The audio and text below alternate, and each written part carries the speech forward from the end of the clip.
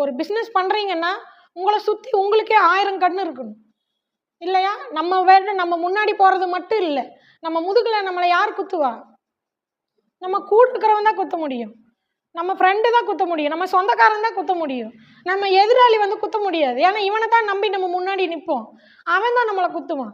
அப்போ நீ வாழ்க்கையிலையோ பிஸ்னஸ்லையோ எதில் ஜெயிக்கணும்னாலும் உனக்கு முன்னாடி கண்ணு இருக்கணும், பின்னாடி கண்ணு இருக்கணும். நீ முட்டாள்தனமாக முழுசாக நம்பிட்டு நின்னேன்னா அப்புறம் அவன் குத்துவான். எப்பவும் ஒரு எச்சரிக்கை உணர்வு இருக்கணும். நம்மளை சுற்றி எல்லாம் கரெக்டாக நடக்குதா, நம்ம பிஸ்னஸ் கரெக்டாக தான் போகுதா, என்ன நடக்குது ஏது நடக்குது, நீங்கள் அந்த அலர்ட் இருந்துகிட்டே இருக்கணும். இல்லைன்னா உன்னை போட்டு தாக்கிட்டு அவன் முன்னாடி வந்துடும். ஏன்னா இந்த உலகம் அப்படிதான். சரியா? யார் முன்னாடி ஓடுறானோ அதை தான் பார்க்குது. எவன் அதுக்காக நல்லது கெட்டது யாரும் பார்க்கறது இல்லை.